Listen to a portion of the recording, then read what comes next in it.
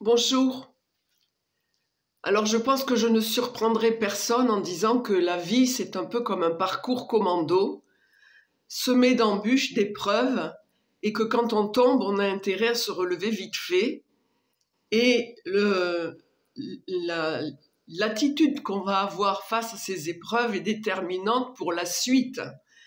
Alors la meilleure preuve, eh bien, on trouve toujours dans la Bible des symboles extraordinaires, et celui du bon et du mauvais larron en est un.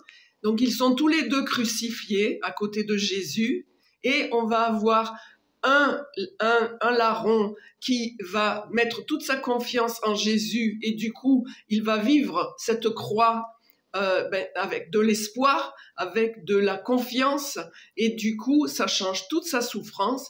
Et l'autre, au contraire, il va rester dans son amertume, dans sa haine, et ça va multiplier ses souffrances par deux.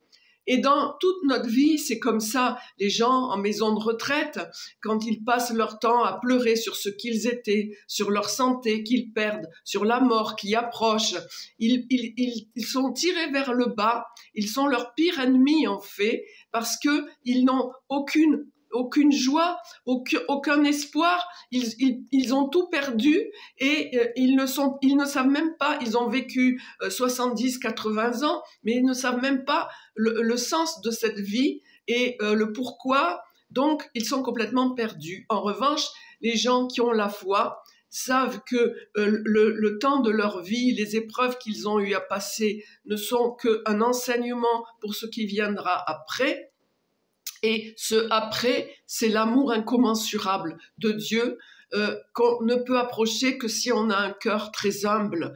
Voilà. Et si justement on comprend que quand on arrive sur terre, on arrive nu, on repart nu, et tout ce qu'on a accumulé entre-temps, eh bien, c'est de la poussière, c'est pas, voilà. Alors on voit des gens dans le matérialisme et l'athéisme qui mettent un soin infini à rénover leur maison, poncer, peindre, aménager, mais leur âme, leur vie spirituelle, leur foi, ils le négligent totalement, et ça les laisse totalement désarmés pour les épreuves qu'ils auront à affronter, parce qu'ils n'en comprendront pas le sens, et donc on se laisse submerger par la détresse ou l'incompréhension si on a une maladie ou un deuil qui survient.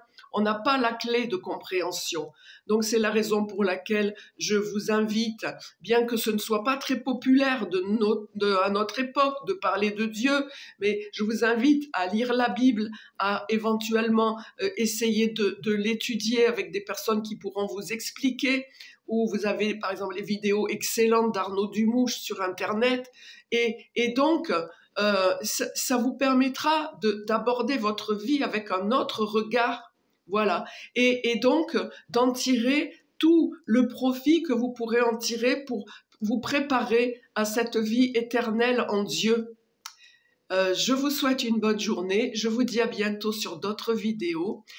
Pensez à liker, à commenter ou à vous abonner pour favoriser la diffusion de ces vidéos sur Internet, parce que vraiment, il vaut mieux se fier à la Bible et à l'enseignement du Christ plutôt que de s'acheter des boîtes de Lexomil.